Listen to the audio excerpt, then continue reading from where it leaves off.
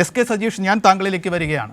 ബിനീഷിൻ്റെ post അത് share ചെയ്തുകൊണ്ട് താങ്കളുടെ പാർട്ടിയുടെ സംസ്ഥാന കമ്മിറ്റി അംഗമായ അഡ്വക്കേറ്റ് കെ അനിൽകുമാർ എഴുതി. അത് ബിനീഷിൻ്റെ ജീവിത പങ്കാളി മാധ്യമ ക്യാമറകൾക്ക് മുമ്പിൽ, അതിൻ്റെ കൂട്ടത്തിന് മുമ്പിൽ നിൽക്കുന്നൊരു പടം പങ്കുവെച്ചുകൊണ്ട് എഴുതി. മാധ്യമപ്പടയുടെ മുന്നിൽ നിൽക്കുന്നത് സഖാവ് ബിനീഷ് കോടിയേരിയുടെ ഭാര്യയും കുഞ്ഞുമാണ്. ആര് മറന്നാലും ഞങ്ങളിത് മറക്കില്ല. കണക്ക് പറയിക്കാതെ കാലം കടന്നു പോകില്ല എന്ന്.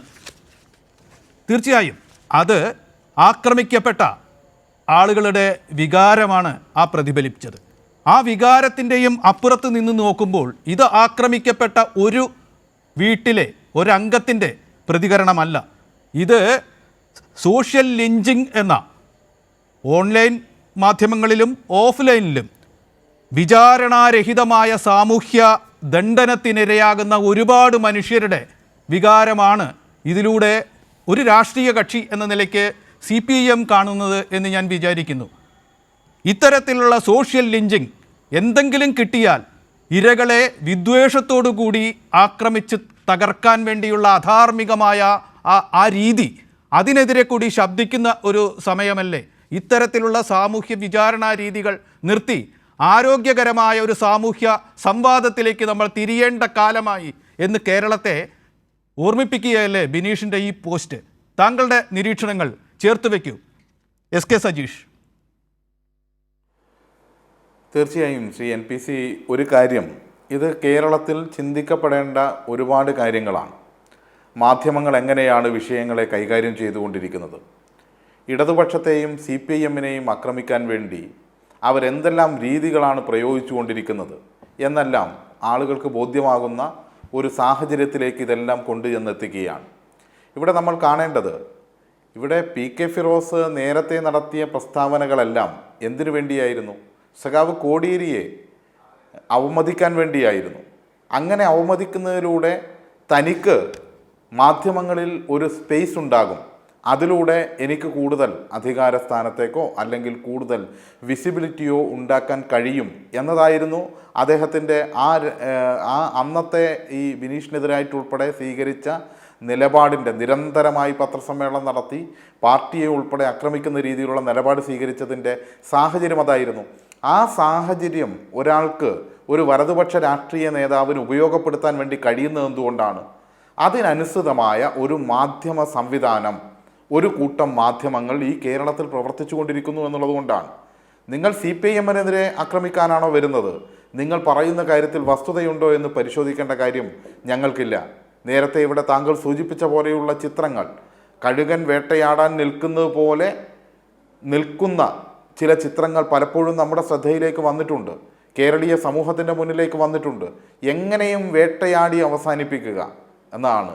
പണ്ട് നമുക്ക് ഓർമ്മയുണ്ട്, സഖാവ് പിണറായി വിജയൻ ചികിത്സയ്ക്ക് വേണ്ടി പോകുമ്പോൾ ഒരു പ്രധാനപ്പെട്ട മാധ്യമപ്രവർത്തകൻ ഇയാളിനി തിരിച്ചു വരുമോ എന്ന രീതിയിൽ വർത്തമാനം പറഞ്ഞത് നമുക്ക് ഓർമ്മയുണ്ട്. ഇയാൾ തിരിച്ചു വന്നില്ലെങ്കിൽ നന്നായിരുന്നു എന്നുള്ള രീതിയിൽ മറ്റു മാധ്യമപ്രവർത്തകരോട് പറഞ്ഞതായിട്ടുള്ള വാർത്ത നമ്മുടെ മുന്നിലുണ്ടല്ലോ.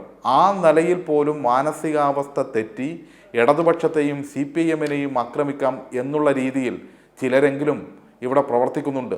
അതിനനുസൃതമായ ഒരു മാധ്യമ ശൃംഖല പണത്തിൻ്റെ പേരിൽ വലതുപക്ഷം ഇവിടെ സൃഷ്ടിച്ചു വച്ചിട്ടുണ്ട് എന്നുള്ളത് കൂടി ഒരു വസ്തുതയാണ്. അതിൽ നിന്നുകൊണ്ടാണ്, അതിൻ്റെ അടിത്തറയിൽ നിന്നുകൊണ്ടാണ് തങ്ങൾക്ക് എന്തുമാകാം എന്ന് ഇക്കൂട്ടരെല്ലാം ചെയ്തുകൊണ്ടിരിക്കുന്നത്. ഇവിടെ ബഹുമാനപ്പെട്ട ശ്രീ ഷക്കൂർ വക്കീൽ കുറേയേറെ കാര്യങ്ങൾ പറഞ്ഞുകൊണ്ട് ഞാൻ അത്തരം വിശദാംശങ്ങളിലേക്ക് പോകണമെന്ന് കരുതുന്നില്ല. PK ഫിറോസ് വ്യക്തിപരമായി തൻ്റെ സഹോദരൻ്റെ പ്രശ്നമാണ്, ഞാൻ വേറെയാണ് അദ്ദേഹം വേറെയാണ് എന്നൊക്കെ പറയുമ്പോൾ ആ നിലപാടായിരുന്നില്ലല്ലോ അദ്ദേഹം CPIMനെതിരായി സ്വീകരിച്ചത്. CPIMൻ്റെ പ്രവർത്തകരെയും കുടുംബത്തെയും എല്ലാം വേട്ടയാടാൻ ഇവർക്കെല്ലാം എന്ത് ആവേശമായിരുന്നു!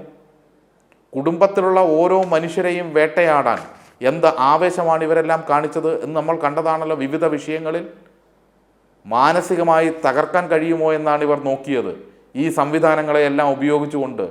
അത് സഖാവ് കോടിയേരി തന്നെ പറഞ്ഞിട്ടുണ്ട്, ഞങ്ങളിതെല്ലാം താങ്ങും, നിങ്ങൾക്ക് നേരെ വരുമ്പോൾ ഇത് താങ്ങാൻ വേണ്ടി കഴിയുമോ എന്ന് സ്വയം ആലോചിച്ചാൽ മതിയെന്ന്. ഇപ്പോൾ ലീഗ് ഉൾപ്പെടെയുള്ള വലതുപക്ഷ രാഷ്ട്രീയ രംഗത്തുള്ള പലരും അനുഭവിച്ചുകൊണ്ടിരിക്കുന്ന പ്രശ്നം അതാണ്. മാധ്യമങ്ങളുടെ സകല പിന്തുണയുണ്ടായിട്ടും അവർക്കിതൊന്നും താങ്ങാൻ വേണ്ടി കഴിയുന്നില്ല. കാരണം അവരുടെ ഭാഗത്ത് തെറ്റാണ് എന്നുള്ളതുകൊണ്ടാണ്. ഞങ്ങളെ എതിർക്കുമ്പോൾ അതിന് മാധ്യമങ്ങളെല്ലാം യുദ്ധസമാനമായി ഇവിടുത്തെ വലതുപക്ഷ മാധ്യമങ്ങളെല്ലാം ഒരുമിച്ച് നിൽക്കുമ്പോഴും നല്ല അന്തസ്സോടെ തലയുയർത്തിപ്പിടിച്ച് രാഷ്ട്രീയ പ്രവർത്തനം നടത്താൻ ഇടതുപക്ഷത്തിനും CPM-നും കഴിയുന്നത് ഞങ്ങൾ ശരിയാണ് എന്നുള്ളതുകൊണ്ടാണ്. ഇവർക്കത് സാധിക്കാത്തത്, ഇവർക്ക് സകല മാധ്യമങ്ങളുടെയും പിന്തുണയുണ്ടായിട്ടും അവർക്ക് സാധിക്കാത്തത് ഇവർ ഈ തെറ്റിൻ്റെ വഴിയാണ് സഞ്ചരിച്ചു കൊണ്ടിരിക്കുന്നത് എന്നുള്ളതാണ്. നമ്മൾ ഈ സമീപകാലത്ത് എന്തെല്ലാം കണ്ടു. നേരത്തെ ഇവിടെ പല കാര്യങ്ങളും വിശദീകരിച്ചുകൊണ്ട് ഞാൻ പറയുന്നില്ല. ഒരു MLA അല്ലേ ജയിലിൽ കിടക്കേണ്ടി വന്നത്, കമറുദ്ദീൻ, ഫാഷൻ ഗോൾഡ് തട്ടിപ്പുമായി ബന്ധപ്പെട്ട് ലീഗിൻ്റെ പ്രതിനിധിയല്ലേ. കേരളത്തിൽ അത്രമാത്രം ചർച്ചകൾക്ക് വിധേയമായിട്ടുണ്ടോ? മാധ്യമ പരിലാളന അവിടെയും ലഭിച്ചിട്ടില്ലേ? പാവപ്പെട്ട എത്ര മനുഷ്യരുടെ കണ്ണീരാണ് അവിടെ വീണത്. സ്വന്തം മക്കളുടെ വിവാഹത്തിനുൾപ്പെടെ വെച്ച പണം ഉൾപ്പെടെ തട്ടിയെടുത്തിട്ടല്ലേ ജയിലിൽ കിടക്കേണ്ട സാഹചര്യം വന്നത്. പാലാരിവട്ടം പാലം പൊളിയുന്നതും അതിൻ്റെ പേരിൽ ഇബ്രാഹിം കുഞ്ഞുൾപ്പെടെയുള്ള ആളുകൾ ഇരുമ്പഴിക്കുള്ളിലേക്ക് പോകുന്നതുമല്ല, മന്ത്രി ഉൾപ്പെടെ പോകുന്നത് കേരളം കണ്ടിട്ടുള്ളതാണ്. ഇത് ലീഗിൻ്റെ മന്ത്രിയല്ലേ. എത്രമാത്രം ഇവിടുത്തെ മാധ്യമങ്ങൾ ഈ വിഷയങ്ങൾ ചർച്ച ചെയ്തിട്ടുണ്ട് എന്ന് നമ്മൾ പരിശോധിക്കേണ്ടതുണ്ട്. സ്വർണ്ണക്കടത്തുമായി ബന്ധപ്പെട്ട് ബഹുമാനപ്പെട്ട ശ്രീ MK മുനീർ അദ്ദേഹത്തിൻ്റെ തന്നെ വിദേശത്തേക്ക് ആളുകളെ സഹായിക്കാനാണ് എന്ന് പറഞ്ഞു തുടങ്ങിയ ഒരു സ്ഥാപനം, ആ സ്ഥാപനത്തിൻ്റെ മാനേജിംഗ് ഡയറക്ടറും 4 ഡയറക്ടർമാരും സ്വർണ്ണക്കടത്ത് കേസിലെ വലിയ പ്രതികളായിരുന്നു എന്ന വാർത്ത കേരളത്തിൽ വന്നിട്ടില്ലേ?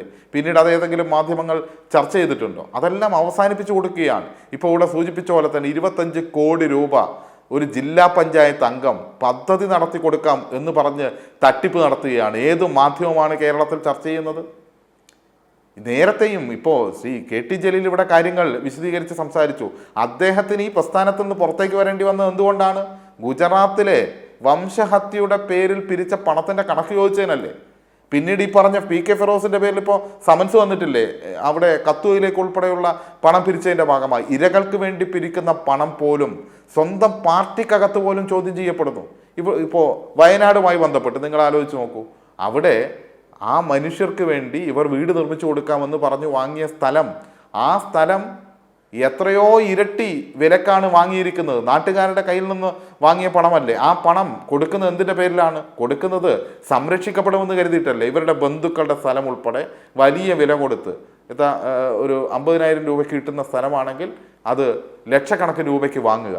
ഈ രീതിയിൽ വാങ്ങുന്ന നിലയുണ്ടായിട്ടില്ലേ? അത് ചർച്ച ചെയ്ത് അഭിപ്രായ വ്യത്യാസം വന്നിട്ടുണ്ടല്ലോ. ഇത് നമ്മൾ കാണുകയല്ലേ. ഇങ്ങനെ ഓരോന്നോരോന്നും ഞാൻ വിശദമായി പറയുന്നില്ല. ഇങ്ങനെ ഓരോ കാര്യത്തിലും ജനങ്ങളും അതുപോലെ തന്നെ പൊതുസമൂഹവും എല്ലാം ഇവർ ചെയ്തുകൊണ്ടിരിക്കുന്ന ഈ പ്രവൃത്തികളെ നോക്കുകയാണ്.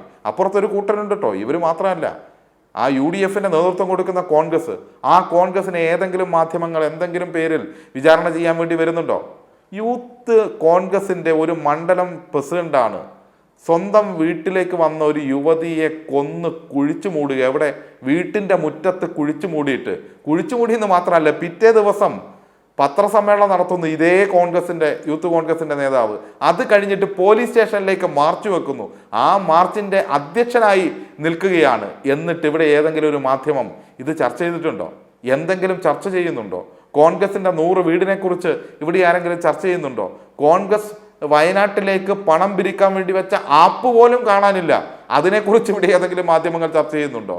ഇവിടെ യൂത്ത് കോൺഗ്രസിൻ്റെ എല്ലാ കമ്മിറ്റികളിലും എല്ലായിടത്തും പ്രശ്നങ്ങൾ ഉണ്ടായിക്കൊണ്ടിരിക്കുന്നു പിരിച്ച പണവുമായി ബന്ധപ്പെട്ട്. ഏതെങ്കിലും മാധ്യമം ഗൗരവമായി ഇത് ചർച്ച ചെയ്യുന്നുണ്ടോ? അപ്പോൾ ഇവർക്ക് കൊടുത്തുകൊണ്ടിരിക്കുന്ന ഈ പ്രിവിലേജ്, ആ പ്രിവിലേജിൻ്റെ പേരിൽ ഇവർക്ക് എന്തും ചെയ്യാം എന്നുള്ള നിലയിലേക്ക് മാറിയിരിക്കുന്നു. ആ മാറിയതിൻ്റെ ഭാഗമായി തന്നെയാണ് മുസ്ലിം യൂത്ത് ലീഗിൻ്റെ ഏറ്റവും പ്രധാനപ്പെട്ട നേതാവായിട്ടുള്ള PK ഫിറോസിൻ്റെ സഹോദരൻ സ്വന്തം ആ വീട്ടിലാണ് ഈ മയക്കുമരുന്നിൻ്റെ കണ്ണി ഉണ്ടാകുന്നത്. അപ്പുറത്ത് അവർ പത്രസമ്മേളനം നടത്തി പ്രഖ്യാപിക്കുകയാണ് ഇനാം കൊടുക്കാം 5000 രൂപ. ആർക്കാ കൊടുക്കണ്ടേ? MSF-കാരൻ 5000 രൂപ വെച്ച് കൊടുക്കട്ടെ. ആർക്ക്? PK ഫിറോസിന്, യൂത്ത് ലീഗിൻ്റെ നേതാവിന് കൊടുക്കട്ടെ. സ്വന്തം വീട്ടിലാണ് ഇതിൻ്റെ കണ്ണിയുള്ളത്. എന്താണ് കള്ളൻ കപ്പലിൽ തന്നെ എന്നാണ് പറഞ്ഞത്. കള്ളൻ കപ്പലിലല്ല, സ്വന്തം വീട്ടിലാണുള്ളത്. ഇതെല്ലാം ജനങ്ങൾ കാണുകയാണ്. ഇനിയും ഇവരുടെ പണമുണ്ടാക്കാനുള്ള ആർത്തിയാണ് ഈ വലതുപക്ഷത്തിനാകെ ഉള്ളത്. ഇവരിപ്പോൾ അധികാരം കിട്ടിയാൽ ആ അധികാരം ഉപയോഗിച്ച് പണമുണ്ടാക്കാമെന്ന് മാത്രം ചിന്തിക്കുന്ന ഒരു കൂട്ടരായി മാറിയിരിക്കുന്നു. ഇതാണ് കേരളത്തിലെ പ്രശ്നം. ഞാൻ മറ്റു വിശദാംശങ്ങളിലേക്കൊന്നും പോകുന്നില്ല. ഇവർക്ക് ഏക ആവശ്യം എന്താ? ഇപ്പോൾ ഈ തട്ടിപ്പും വെട്ടിപ്പും എല്ലാം നടത്തണം. എന്തിന്? എന്നിട്ട് അധികാരം കിട്ടണം. കേരളത്തിൻ്റെ അധികാരം, ഇനിയും പാലാരിവട്ടം പാലം പണിയാനുള്ള അധികാരം, ഇനിയും കേരളത്തെ വൈദ്യുതി നിലച്ച് ഇരുട്ടിലാക്കാനുള്ള അധികാരം, സ്കൂളുകൾ അടച്ചുപൂട്ടാനുള്ള അധികാരം, ആശുപത്രികളിൽ മരുന്നില്ലാതാക്കാനുള്ള അധികാരം, എന്നിട്ട് ഇവർ കഴിവ് നടത്താനുള്ള, VM സുധീരൻ തന്നെ പറഞ്ഞ പോലെ തീവട്ടിക്കൊള്ള നടത്താനുള്ള അധികാരം കിട്ടണം, കടുംവെട്ട് നടത്താനുള്ള അധികാരം കിട്ടണം. അത് കിട്ടാൻ വേണ്ടി അതില്ലാത്ത ഒരു 9 വർഷക്കാലം ഇവരെന്തെല്ലാം ചെയ്യുമെന്നതിൻ്റെ ഉദാഹരണമാണിത്.